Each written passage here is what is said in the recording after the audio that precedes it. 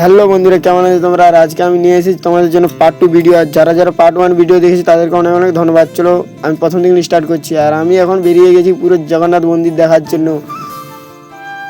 আর আমরা এখন 5 লোক বেরিয়েছি রাস্তায়। আর হেঁটে হেঁটে আমাদের যে ঠ্যাংলা পুরো ব্যথা করছে, আর কি বলবো, কিছু বলার নাই। যেমন কুত্তায় পিছন থেকে টেনে রেখেছে এক।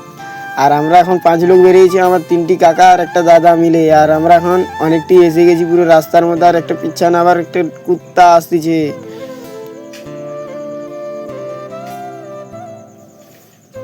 আর আমরা পুরো জগন্নাথ মন্দির সামনাসামনি এসে গেছি। আর কারা কারা এই রেস্টুরেন্টটায়, মানে ট্রেনের বগির রেস্টুরেন্টে কারা কারা এসেছে প্লিজ কমেন্টে জানাবে।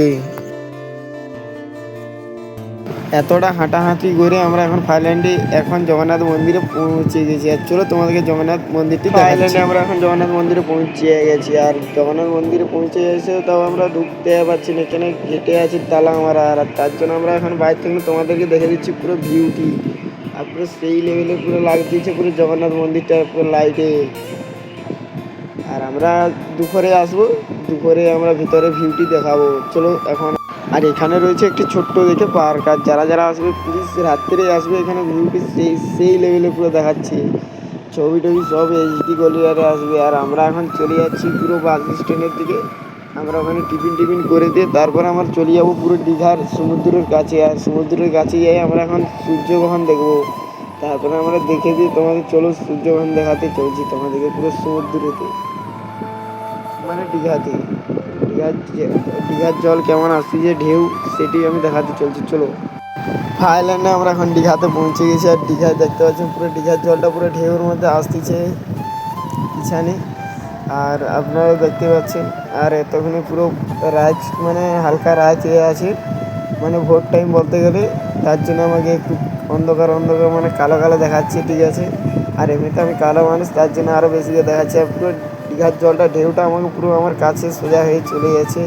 আর পুরো জলটা কি ঠান্ডা লাগছে, আমি চট্টগ্রাম পুরো কী বলো, আগুন জ্বালতে হবে চারদিকে, ঠান্ডা লাগতেছে। চলো তারপর তোমাদেরকে দেখাচ্ছি ভোর টাইমের দীঘার ভিউটি। চলো তোমাদেরকে ভিউটি দেখাচ্ছি।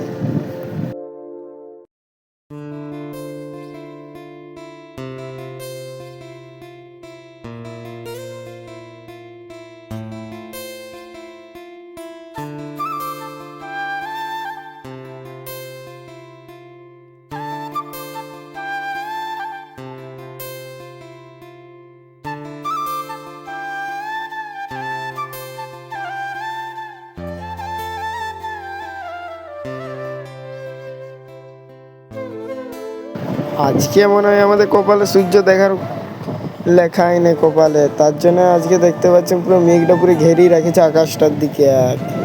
আজকে মানে শিওর পুরো লেখা নয়। তারপর আমাদের যেরকম পুলিশে ধরিয়ে বলে ভাববেছিলি কোনোদিনও। তারপর আমরা তোমাদেরকে পার্ট 3 ভিডিওতে দেখাচ্ছি তোমাদের কি হয়েছে, আমাদের পুলিশে কেন ধরিয়ে গেছে।